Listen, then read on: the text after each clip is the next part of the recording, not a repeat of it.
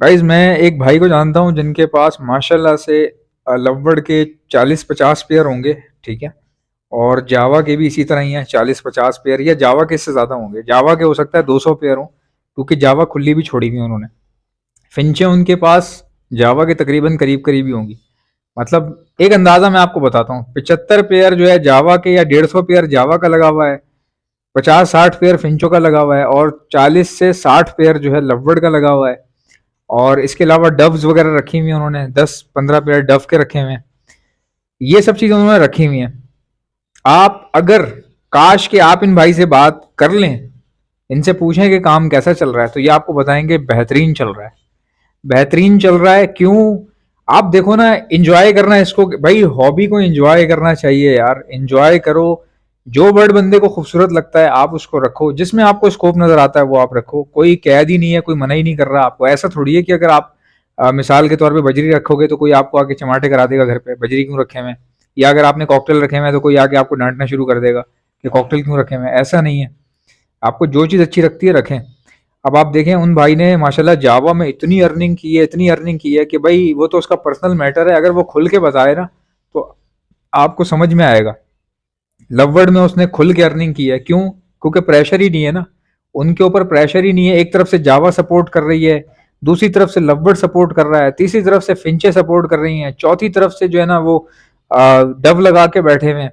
यानी कि बंदा, और जावा में भी ना वर्किंग कर रहे हैं, जावा के अंदर भी वर्किंग कर रहे हैं। तो जब आप मल्टी वैरायटी सेटअप बनाते हैं ना, उसका बहुत बहुत एंजॉय करने को मिलता है। बहुत सारे बर्ड सपोर्ट करते हैं, और कीमतें ऐसी हैं, कभी अचानक से किसी पेयर की बहुत तेजी से ऊपर चली जाती है, कभी किसी की बहुत तेजी से ऊपर चली जाती है। तो जब आपके पास बहुत सारी चीजें होंगी ना, तो आपको हर तरह का टेस्ट अवेल करने का मौका मिल जाएगा।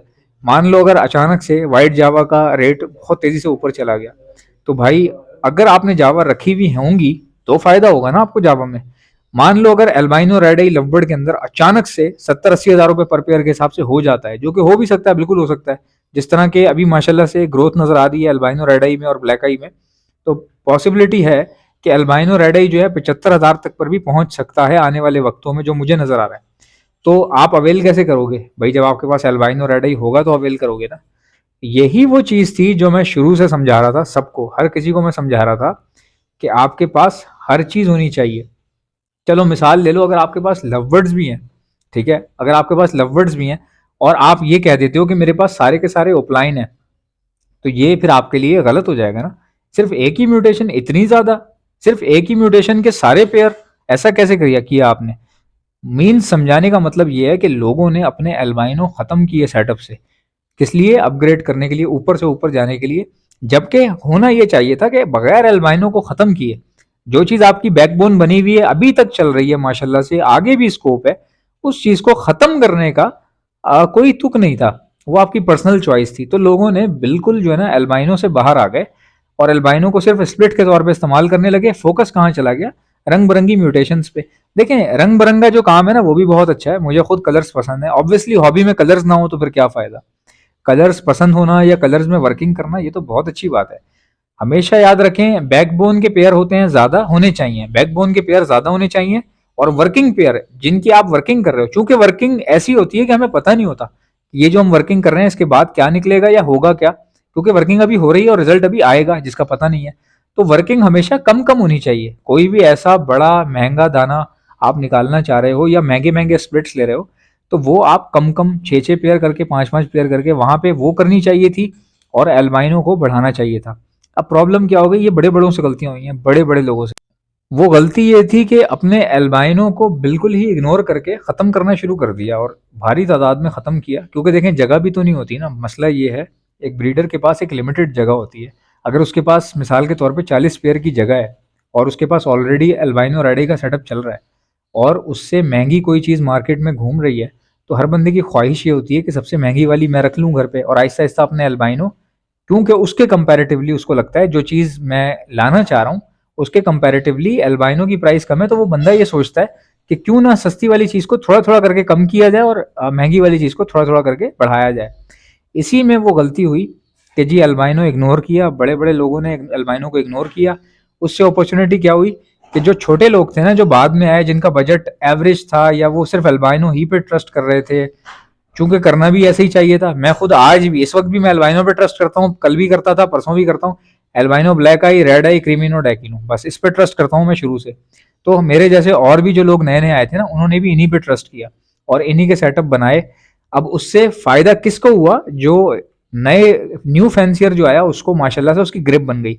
आज नए फैंसियर के पास माशाल्लाह 30-30, 40-40 पेयर एल्बाइनो रेड आई का भी है, एल्बाइनो ब्लैक आई भी है स्प्लिट्स में उसके पास, क्रीमिनो, डेकिनो थोड़े थोड़े पीस उसके पास वो भी हैं। तो नए फैंसियर को इस दफा पहली बार ऐसा हुआ है कि नए फैंसियर को फायदा हो गया। लेकिन जो पुराने ब्रीडर्स थे, उनको लॉस कैसे हुआ? कि वो जिस चीज की वर्किंग में लग गए थे, अनफॉर्चुनेटली शायद शायद वो चीज उस तरह से परफॉर्म नहीं कर पा रही। अगर वो परफॉर्म कर रही होती तो मेरा नहीं ख्याल कि उस म्यूटेशन में इतनी हलचल नजर आती देखने में। क्योंकि जिस तरह मैं देख रहा हूँ कि काफ़ी ज़्यादा एक पैनिक सा हुआ हुआ है, लोग एक दूसरे पे चीख रहे हैं, कोई कुछ कह रहा है, कोई कुछ कर रहा है। तो इससे नज़र आ रहा है कि एक ही सिर्फ म्यूटेशन जो सबसे ऊपर थी, उसमें कहीं पैनिक आया है, बाकी तो सब सही चल रहा है। ठीक है। तो लवबर्ड की तो माशाल्लाह ठीक ठाक, पहली बार ऐसा हुआ है कि न्यू फैंसियर को फ़ायदा हुआ। किस वजह से? एल्बाइनो पे ट्रस्ट करने की वजह से। अगर वो ज़्यादा आगे निकल जाते तो शायद आज सारे ही हम एक दूसरे को ब्लेम कर रहे होते। राइट, ऐसा ही है ना। देखें, हमेशा याद रखें, एक चीज 30,000 रुपए की है, दूसरी चीज 15 लाख रुपए की है। आप, अगर आपके पास 15 लाख हैं भी, तो आपके जहन में एक छोटी सी बात आएगी। वो छोटी सी बात क्या होती है? कि अगर मैं कोई 15 लाख वाली चीज लेता हूं तो वो कल को 20 लाख की नहीं हो सकती। भाई, आज जो मैं बर्ड 15 लाख का खरीद रहा हूँ, क्या कल वो 20 लाख का हो जाएगा? नहीं होगा ना यार। उसकी तो, उसने तो ऑब्वियसली नीचे ही आना है। ठीक है। लेकिन जो मैं 30 वाला ले रहा हूँ, वो कितना नीचे जाएगा? उसके पास तो नीचे, बहुत ज्यादा नीचे जाने की भी कितनी गुंजाइश होगी। ठीक है। तो 30,000 वाले बर्ड में लोगों को नजर आया स्कोप, कि भाई इसमें जो है ना स्कोप है। वो 30,000 वाली चीज अभी आने वाले वक्तों में 75,000 पे पहुंच जाएगी। और वो चीजें जो 15-15, 20-20 लाख रुपए की थी, मसला ये है, हालात खराब है लोगों के, वो 20 लाख वाली चीज कैसे खरीदेंगे? यही बात यासिर भाई, जो यासिर खान भाई हैं, उन्होंने अपनी वीडियो में बोली। इनकी वीडियो मैं बहुत शौक से सुनता हूँ और मैं वेट कर रहा होता हूँ, क्योंकि मेरे ख्याल से वीक में एक वीडियो बनाते हैं। तो मेरे, ये लोग मेरे टीचर्स हैं, इनको शायद पता भी नहीं होगा, मैंने इनकी वीडियोस देख देख के सीखा है। यहाँ तक और एक और भी हैं हमारे, रहीम अली ढिलों भाई, इनकी वीडियोस भी मैं देखता हूँ और वेट कर रहा होता हूँ मैं। क्योंकि ये लोग देखें बिजी होते हैं, इनके बड़े बड़े सेटअप हैं, तो वीडियोस हफ्ते में एक ही आ रही होती है, लेकिन उस एक वीडियो से मुझे, आप सोच नहीं सकते कि 20-25 टॉपिक मिल जाते हैं। तो मैंने इंटरनेट पे बहुत सारे लोगों से सीखा, उनको पता भी नहीं होगा, ना वो मुझे जानते होंगे। मिसाल के तौर पे, जैसे मैंने वीडियो बना के अपलोड कर दी, अब मुझे नहीं पता ये कहाँ कहाँ लोग सुन रहे हैं और क्या क्या सीख रहे हैं अपने हिसाब से, वो वही बता सकते हैं, ना मैंने किसी से पूछा आज तक।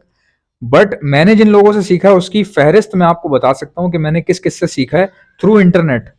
मैंने नवीद शेख साहब की वीडियोस से बहुत कुछ सीखा है। ठीक है। बहुत सीनियर हैं, बड़े हैं। मैंने एक खुर्रम होते थे यहाँ पे, होते थे कह रहा हूँ, अल्लाह ताला माफ़ करे, होते हैं अभी भी हैं भाई, अल्लाह ताला सलामत रखे। खुर्रम भाई हैं, नवीद शेख हैं, राहिम अली ढिलों भाई हैं। मैंने बहुत कुछ सीखा है भाई। और यासिर खान साहब, यार यासिर खान साहब की वीडियो जो है ना, आपका भाई पूरा पूरा हफ्ता देख रहा होता है कि निकलेगी तो आपका भाई देखेगा। ठीक है। यार बंदा बहुत रेलेवेंट वीडियो बनाता है, बहुत रेलेवेंट, हफ्ते में एक वीडियो आएगी और वो एक वीडियो सब पे भारी होती है। अच्छा, इसके अलावा मैंने और किस किस से सीखा है? अच्छा, एक भाई है, उनका नाम मेरे जहन में नहीं आ रहा, अदनान नौशाही भाई, अदनान नौशाही भाई जो है, उन्होंने कभी, अब वो वीडियोस बना रहे हैं, बट मैंने उनका सेटअप देख के बहुत कुछ सीखा है। मतलब उनके मैंने वीडियोस देखी बर्ड्स की, उसमें वो तो नहीं थे, बर्ड्स ही थे उनके, लेकिन यार अदनान नौशाही जैसे बर्ड्स, मैं कहता हूँ ऐसे लगता है इस्त्री करके रखा हुआ है पैरेट को, उसके पर के ऊपर जैसे इस्त्री करता है ना बंदा को। यार तोते, अदनान नौशाही के तोते, या अल्लाह, अल्लाह ताला जो है वो नजरे बद से बचाए। माशाल्लाह माशाल्लाह। अदनान नौशाही भाई, अगर आप ये वीडियो सुन रहे हैं, तो यार तोते आपके जो है ना बिल्कुल एकदम, मतलब इस्त्री करके रखे होते हैं ऐसे, फिनिशिंग वाले। अच्छा, अदनान नौशाही भाई हैं, और एक वजाहत मुनव्वर भाई जो हैं, उनके भी पैरेट्स बहुत ज़बरदस्त हैं, सेटअप भी बहुत अच्छा है। मैंने सिर्फ सेटअप देख के ही बहुत कुछ सीखा है। उनकी वीडियोस भी देखी हैं मैंने। अच्छा, इसके अलावा और कौन से नाम है, मुझे नाम याद नहीं रहते। एक कोई किंग खान, असद, असद किंग खान के नाम से हैं। उनके पास जो है ना म्यूटेशन की जो क्वालिटी है ना, जैसे मिसाल के तौर पे पारब्लू ओपलाइन है, सबके पास है, काफ़ी लोगों के पास होगा। मैंने उनके पास कुछ पारब्लू ऑफलाइन देखे थे भाई, क्या पारब्लू ऑफलाइन थे यार। मतलब ऐसी आउटलाइन नहीं देखी मैंने गर्दन के पास। तो ये वो लोग हैं भाई जिनसे मैंने सीखा है थ्रू इंटरनेट। बाकी तो मैं जगह जगह हर किसी से सीख लेता हूँ, अगर काम की बात लगे तो। जैसा कि आप जानते हैं ब्रीडिंग सीजन आ चुका है। अगर आप में से किसी को बर्ड्स के लिए ब्रीडिंग मल्टीविटामिन चाहिए तो आप ऑर्डर पर मुझसे मंगवा सकते हैं। मैं all over the Pakistan supply करता हूँ। ऑर्डर करने का तरीका बताता हूँ, पहले सुन ले मेरे पास क्या क्या चीजें हैं। हमारे पास ब्रीडिंग मल्टीविटामिन है, calcium plus vitamin D liquid है, प्रोटीन लिक्विड है हमारे पास, इलेक्ट्रोलाइट्स होते हैं हमारे पास। गर्मी बहुत ज्यादा है, बर्ड्स को इलेक्ट्रोलाइट्स की जरूरत पड़ती है, तो ये भी आपको हमारे पास से मिल जाएंगे। बच्चों को, चिक्स को बचाने के लिए डॉक्सीसाइक्लिन का इस्तेमाल किया जाता है, ये भी आपको हमारे पास से मिल जाएगी। और खाली चिक्स को बचाने के लिए नहीं, ये सेहतमंद बर्ड्स को दी जाती है। अपने पूरे सेटअप पे 6 दिन का कोर्स करवाया जाता है हर महीने।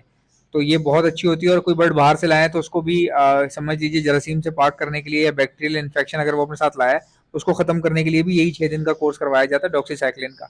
अब अगर कोई बर्ड बीमार हो चुका है, कोई बीमारी आ गई है, मिसाल के तौर पर नजला, खांसी, मोशन, बुखार या सोकड़े की बीमारी हो रही है, आंखें सूज रही हैं, बर्ड कमजोर हो रहा है, तो ऐसे वायरल लगने के बाद हार्ड एंटीबायोटिक का इस्तेमाल किया जाता है। ये भी आपको हमारे पास से मिल जाएगी।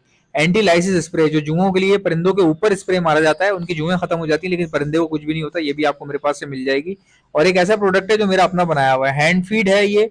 और सिर्फ हैंड फीड नहीं है, हैंड फीड होने के साथ साथ ब्रीडिंग बूस्टर भी है। ये सॉफ्ट फूड के ऊपर छिड़क कर देंगे तो ये ब्रीडिंग बूस्टर बन जाएगा। बाकी हैंड फीड के तौर पे आप अपने लवबर्ड को कराएं, कॉकटेल को कराएं, रिंगनेक को कराएं, बेफिक्र होकर आप करवा सकते हैं। हैंड फीड करवाने वाले इंजेक्शंस और उसके आगे लगने वाली स्टेनलेस स्टील की नोजल्स, ये भी आपको हमारे पास से मिल जाएंगी। ऑर्डर करने का तरीका क्या है, इनमें से कोई भी चीज चाहिए उसका नाम लिखकर सेंड कर दीजिए मुझे मेरे व्हाट्सएप के ऊपर। मेरा व्हाट्सएप का नंबर है 032723100040। इंशाल्लाह मिलते हैं नेक्स्ट वीडियो में।